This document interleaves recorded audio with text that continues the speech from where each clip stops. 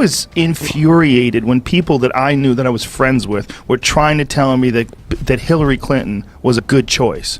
And that's the same choice. I'm like, look, I don't know if she's murdered people, but I know that I worry that she's murdered people. That's I really wonder. Like this Seth Rich shit. I know. First of all, just leave. You don't even need to go there. You know, there's so many other things. This woman should be in jail. Literally, Hillary Clinton should be behind bars. And so should the people who worked for her who did this. This is so blatantly corrupt.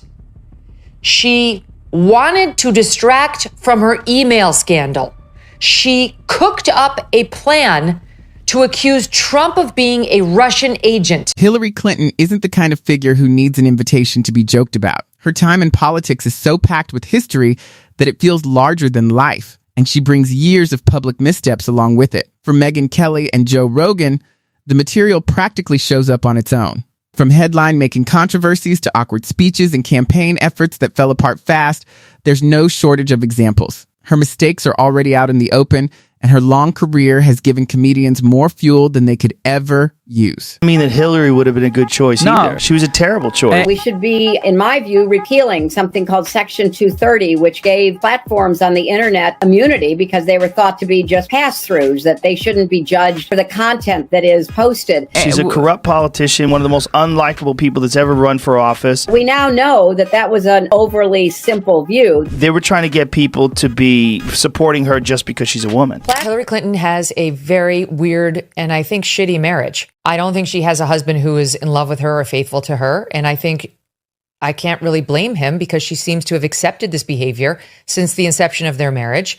And so past this prologue, you're going to get what you tolerate. You know, what you permit, you promote. She spent all of her daughter's upbringing. If you're enjoying the video, remember to subscribe and tap the bell so you don't miss what comes next. The real issue is that Hillary always aimed to be a once-in-a-generation figure, the person who broke barriers, made history, and was seen as the unavoidable choice for president. Instead, she ended up becoming a long-running punchline in politics. By cutting through her record with sharp humor rather than heartfelt critique, Rogan and Kelly highlight just how far her public image has fallen. Today, she's remembered less for caution or leadership and more for the laughter sparked by watching someone miss the very goal they chased. That's what the Clinton name has come to represent. Strategies that never paid off, ambition without warmth, and a story held together by spin that couldn't last. She did need to distract from that email scandal, which was around her neck like an albatross. Trust me, we were covering it every night on the Kelly File at Fox News. She had clearly violated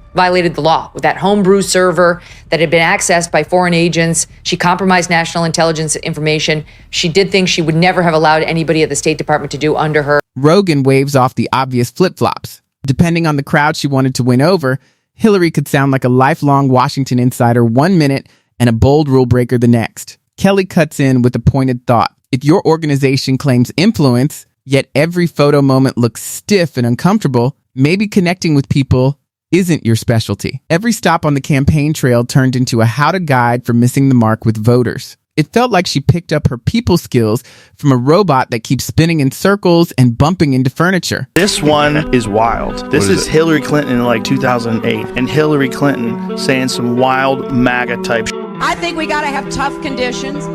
Tell people to come out of the shadow. If they've committed a crime, deport them. No questions asked, they're gone. If they... She's a Republican. If they've been working and are law-abiding, we should say, here are the conditions for you staying. You have to pay a stiff fine because you came here illegally. You have to pay back taxes. And you have to try to learn. And of course, there were the emails, those infamous emails. They weren't just another headline. They felt more like handing over your laptop without clearing anything personal first. Rogan jokes about how unbelievable it was for someone with a lifetime in government to act stunned that digital security could matter. Kelly adds a sharper point, saying the situation was never really about owning up to mistakes. Instead, it showed how the rules can suddenly feel flexible when the name Clinton is attached. The messages themselves were only part of the story. What really stood out was the sheer confidence. so overblown it could have been bottled up and sold as a luxury scent made entirely of entitlement. Forms, whether it's Facebook or Twitter X, Instagram or TikTok, whatever they are, if they don't moderate and monitor the content, we lose total control. This is going to be her history. Women, ladies, I stand with her. And it's not just the social and psychological effects, it's real harm. So there's all these women that have this blind allegiance towards this career politician, completely full of shit. She's been full of shit forever. But if there's one moment that captures Hillary most clearly, it's 2016. Rogan points out that she started with every possible edge, money, nonstop media attention, backing from powerful insiders, and a campaign team so large it could have passed for a small government. Meanwhile, every loud or controversial moment from her opponent only seemed to fire up his supporters even more. Kelly takes it a step further, joking that Hillary might as well have run on the slogan, "It's my turn," as if the presidency were something handed down automatically instead of something that had to be earned. And Chelsea Clinton is not a nice person. And I think really is just sort of getting along based on the family name at this point. And so now she's got a daughter who I guess married a rich guy, but is struggling in her own right. Hillary's in a loveless marriage. She probably doesn't have a lot of real friends, just people who are glommers. And so she absolutely does have to write a fifth memoir and go on MSNBC and be told that she's amazing. Ideas weren't really driving that election. Voters were left choosing between someone who never stopped talking and someone who never figured out how to connect. Hillary became known for missing the mood of the room entirely. She often seemed stuck, speaking past people instead of to them. It was like watching slide presentations delivered to crowds that had already checked out. Rogan jokes that her rallies felt less like events and more like mandatory workplace meetings no one wants to attend. Kelly adds that if excitement had a scale, her supporters would land somewhere between sitting in a dentist's chair and complete boredom. After the loss came the nonstop book releases, long explanations, and interviews where responsibility was placed everywhere. Sexism, investigators, foreign interference, even bad timing. Rogan points out the twist in all of it. She never truly pointed the finger at herself. Kelly underlines why that mattered, saying Hillary could never fully win people over because she treated accountability like an enemy. Mistakes can be forgiven. Avoiding them can't. The Clinton image has always felt like a strange partnership, held together by political endurance rather than warmth. Hillary's public role revolved around standing by Bill, scandals and all, no matter how humiliating they became. At the 2011 thing where Obama allowed people to use propaganda against United States citizens. Hillary Clinton is and has been an outstanding public servant. What was done then under Obama, effective repeal of it, was called the Smith Modernization Act. She was a great Secretary of State for me. At the time, the media and media control was seen as the linchpin crux of winning the Cold War, piping in pro-U.S. media.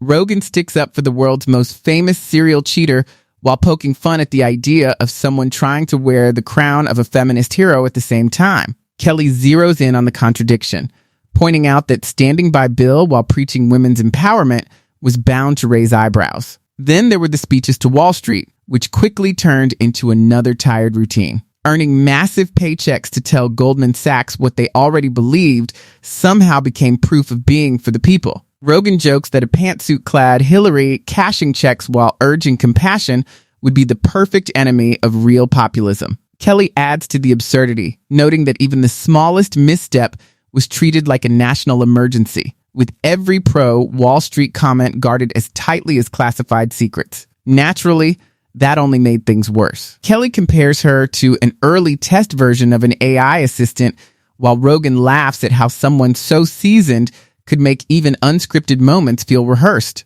No matter how hard they tried to seem relatable, the effort never quite landed. You know, I was getting shot at. It's like, I can't imagine, I was just talking about lack of empathy. I can't imagine being in a situation where I'm on television and I'm saying things that are so removed from the truth. Right. Like, I can't wrap my head around that. Well, Hillary did the same thing. Well, she's a congenital liar, as she was referred to by the New York Times back in the day. But, and rightly so, but people forget this. She did talk about a firefight that she was involved in. I was under sniper fire, and the worst thing about that people didn't give a shit about, she said when she was in Bosnia, she was under sniper fire. It's like, wait a minute, you're throwing the Secret Service under the bus. Because what kind of Secret Service is going to let the First Lady run under sniper fire? What really makes the roast hit is Hillary's constant claim that history has treated her unfairly. Rogan points out the irony of it all, hearing complaints about a stacked deck from someone backed by nearly every major institution out there. Kelly adds a sharper take, arguing that Hillary didn't lose because voters disliked women. She lost because voters didn't like her. Women have won races for governor, seats in Congress, and even the vice presidency across the country. With Hillary, though, the energy just never caught fire. Her gender wasn't the obstacle, enthusiasm was, and she never truly steps away, which somehow makes it even better. Her ongoing comments about elections, possible returns, and explanations for the past keep pulling her back into the spotlight, reminding people why they passed on her the first time. No roast is complete without talking about legacy, and this is where it lands hardest. Hillary Clinton's story isn't about opening doors. It's about stumbling over them. She had every chance to become a defining figure in history, yet instead, she ended up as a lesson in what not to do. How dare she? She puts out this tweet, and it's a picture of her, a much younger Hillary, and the caption on the hat reads, "But her emails." And she writes in her tweet, "Bringing this back in light of recent news. Get a limited edition But Her Emails hat and support Onward Together groups working to strengthen our democracy." The nerve of this woman to have committed federal crimes and to have gotten off because James Comey didn't have the spine to bring it. And now seeing her political opponent get a different result and trying to take some sort of "I told you, but my emails, that was never a thing" lap is galling. Kelly lays it out with sharp focus and zero hesitation. Hillary was the kind of politician who treated expected outcomes as guarantees, mistook a sense of entitlement for destiny, and proved that no amount of experience can replace genuine authenticity. The real twist isn't just that Hillary lost, it's that her campaign helped clear the path for Trump's victory. In that sense, she will always be tied to him, not just as a rival, but as the figure who made his rise possible. Many Democrats came to see her as the candidate who let a sure win slip away. By the time Rogan and Kelly wrap up their commentary, the image Hillary once tried to project has completely faded. Instead of a powerful trailblazer, she comes across as someone who stayed in the game too long, worked endlessly without connecting, and slowly turned into a recurring punchline. Her story isn't one of triumph, but of irony, not progress, but parody. In the end, her legacy lives on through the humor of those who watched her miss the presidency she had always chased and never stopped wanting. Hillary Clinton, of course, is the original election denier. I'm sure you voted for her in 2016. Well, she's not an election denier. She absolutely was the OG election denier. First of all, she came out before the sun had risen to concede the election to Trump. And then spent the next 4 years saying he was illegitimate. He was an illegitimate president. Okay, well, first of all, she didn't say he was an illegitimate. Yes, she did. You tell me exactly what she said. She said those exact words repeatedly. Hillary Clinton's story wraps up with skepticism instead of applause. She hoped for statues. What she received were long speeches about her. She wanted admiration. People responded with impressions. She aimed for power. The public answered with jokes. Kelly and Rogan don't just poke fun. They finish the job history started, stripping away the image until only humor is left behind. Hillary expected her life story to land in polished history books, which made the fallout hit even harder. Instead, her chapters are filled with sharp side notes and memorable punchlines. Every step she took toward the White House seemed carefully planned to secure a lasting reputation. The problem was that the reputation she imagined wasn't the one that stuck. Beneath the grand speeches and serious tone, she slowly came across as someone who felt owed success. Kelly points out that symbols only work when people actually believe in them. By the end, Hillary came to stand for something else entirely: the growing distance between political insiders and everyday people who never felt seen or heard. It wasn't just about her as a person. It became a symbol of everything the public simply couldn't bring themselves to accept. One of those things where women want a woman to be president so bad. They want one for the team so bad. And then there's so many people from the left that think she has the best chance of beating Trump or whoever is on the right, that they want her so bad. They're willing to exonerate her from so many different horrendous things. And one of the things I always point out, like, people want to talk progressive. You want to talk, being left wing, and she didn't even believe in gay marriage until 2013. As a leader, she never managed to bring people together. Instead, Her presence reminded everyone how exhausted they already felt with politics itself. Kelly jokes that on the campaign trail, her events could have doubled as background noise experiments. Rogan adds that while her speeches wore people out, they never lifted anyone up. The sad twist of her career is that the harder she tried to steer her own destiny, the more her lack of warmth showed through. What should have been her strongest moment turned into a clear example of how to push away the very people she claimed to support. There's an odd humor in how stubbornly she kept going after defeat. While most public figures know when to step aside, Hillary lingered like a shadow that wouldn't fade. Every new interview or speech reopened the memory of her loss. Rogan jokes that she's like the guest who stays long after the party ended, completely unaware that everyone else has gone home. After losing, she often rolled out a long list of explanations, pointing fingers at rivals, reporters, bias, and outside forces. The one place she never seemed to look was inward. Back to Hillary, you know, the whole, she has a hat she's tweeted herself out wearing, but her emails. She's tried to turn it into this ridiculous joke, like, but the moon landing, like you nutcases who are still railing about this made-up scandal, this thing that, you know, you've used to try to unfairly tar me. She did need to distract from that email scandal. Rogan pokes fun at her complete lack of self-checking, reminding everyone that real leaders earn trust by owning their mistakes. Kelly builds on that, arguing that Hillary's refusal to take responsibility only made her seem more calculating,